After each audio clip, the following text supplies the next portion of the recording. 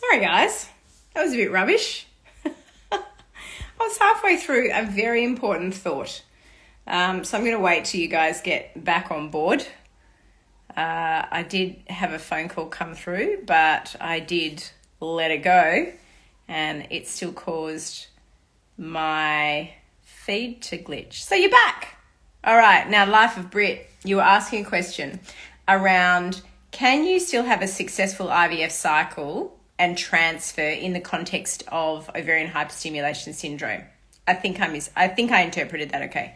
So when we think you are going to be at risk, we don't want you to get ovarian hyperstimulation syndrome. So the aim is prevention. So one of the things that we do is if it's safe, we will proceed with an egg pickup. We will take those eggs, we will inseminate them and then create embryos and freeze them, right? Freeze them. And then allow your big swollen ovaries to settle down and supportively manage you. If we were to do a transfer and you got pregnant, that can exacerbate the chances of late onset OHSS. And that can take forever to resolve, like weeks. You can be in hospital for absolutely weeks. We don't want that. So there's early onset OHSS and there's late onset OHSS. So that's why we would prefer to freeze-all, let that OHSS resolve, have a month off, let the big ovaries settle down, and then move forward with a frozen embryo transfer. And here's the thing.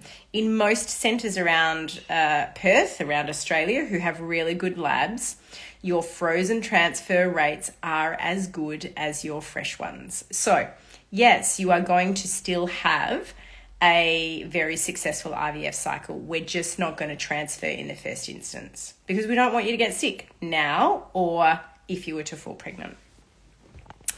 And the thing is, you're probably going to have bucket loads of embryos anyway because the people that get ovarian hyperstimulation syndrome generally have a really high ovarian reserve. So hopefully that helped.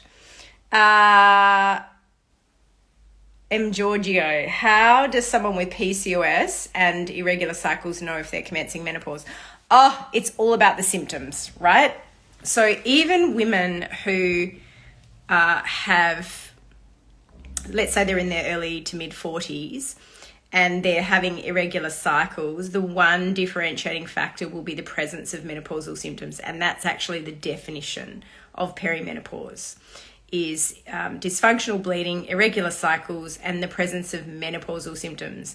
And those symptoms in perimenopause can be symptoms of hyperestrogenism and hypoestrogenism. So the ones we all know about, the hot flushes, the vaginal dryness, the mood, the brain fog, the concentration, the crawling skin, vaginal dryness, painful sexual intercourse, loss of libido, all that stuff is low estrogen. The hyperestrogenism can also occur in that perimenopausal phase, and you can have severe breast tenderness, you can have bloating issues, mood, obviously, and then you can wax and wane. So to be honest, if you are over the age of 40, you're having increasingly irregular cycles, PCOS or no PCOS, and you've got those symptoms of menopause, and you're questioning, could this be perimenopause? Go and see a specialist because it could be. Here's the kicker with PCOS, however. Women with PCOS generally have a late menopause. Why? Because they have such a high ovarian reserve. I don't know why I was paused, but they're still having periods into their 50s. So there's a silver lining to PCOS, got a lot of eggs, but there's also a prolonged menstrual life as well. So that's a little piece of info for you. Okay. Any other questions? Gosh, this Instagram tonight has been a bit glitchy, hasn't it? Is it true that, travel account Europe? Thanks for asking that. I did see that in my DMs and I was going to answer it. So thanks for bringing it up. Is it true that IVF is more likely to produce baby boys? No. No, it's not. We've actually done, in the unit I was in previously, we've actually done a count of those pregnancies where we did PGT, so testing for aneuploidy. You can find out the gender, not that we're allowed to tell you, but you can find out the gender. 51%, 49%. So no, not in the unit that I was in did we have more likelihood of boys. So yeah, interesting. Great question though. My pleasure, Life of Brit. I'm Giorgio.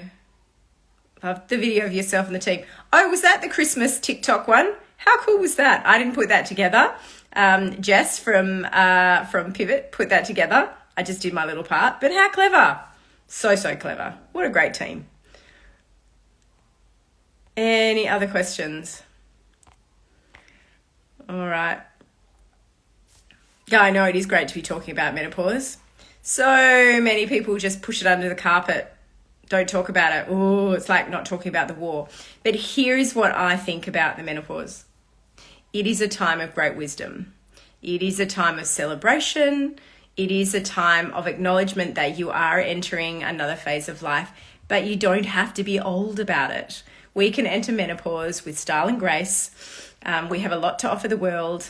Menopause hormone therapy is the bomb if you're suffering, but this is also a time in your life where you get to embrace seriously looking after the temple, getting your breast checks done, getting your skin checks done, getting your pap smears done, doing your mammography, really addressing your weight, getting into the gym, utilizing those muscles to build resistance, which also puts appropriate stimulation on the bones. So it is a time of great flux for women. It is a time of great change for women, not just medically and physically, but socially. Many of us are going through huge life changes with jobs or kids leaving home or becoming carers of our parents, the roles switching, some relationships breaking down. So it is a time of great flux, but it is also a time to really celebrate and should not be pushed under the carpet. Amen. Do I recommend IVF patients wait for beta HCG or a home test? What do you reckon my answer is going to be? Of course, wait for the beta HCG. But I can tell you 99.9999% of my patients will do a home pregnancy test prior to the blood test. They just can't wait. What I would encourage you though, if you are going to break the rules and do your home pregnancy test, please don't stop your supports until such time as we've had an opportunity to test level, because your home pregnancy tests don't have the same level of accuracy. So you're welcome to do as many as you like, but please wait until you do your beta HCG before you go stopping your supports. You could kick yourself. All right. Any more questions? Lovely, guys. Thank you so much. I'm sorry it was so glitchy tonight. It's really rubbish, wasn't it? So I'm just going to go and do my third rat test for the day. To those of you who had appointments with me in the next couple of days, we'll be doing telehealth, my friends. And I'm just hoping I'm not COVID positive for Christmas, but this is the world in which we live and it's important to protect each other. So in saying that, have a beautiful Christmas. Oh, hang on. There's a couple of questions. What day 2 estrogen would be considered high or an indication of menopause? I don't use estrogen. We don't use the hormone test to address whether somebody is in menopause. It's all about symptoms and dysfunctional bleeding or absence of periods. So we don't use it. But a low estrogen would be considered undetectable. Yes, indeed. All right. Okay. All right, everybody. Thanks so much for joining. Have a beautiful Christmas. I'm going to go and enjoy a dinner with my fam. I know this time of year is hard for some people. Try and celebrate the little things. Try and celebrate the little parts of your journey. Surround yourself with loved ones. Surround yourself with things that make you feel good. Do things for yourself that make you feel good. Fill your cup. And I will see you on the flip side. I'm going to take next week off, next Tuesday, public holiday, but I will be back on the next Tuesday, which will be after New Year. So make sure you look after yourself at New Year's time too. See you soon.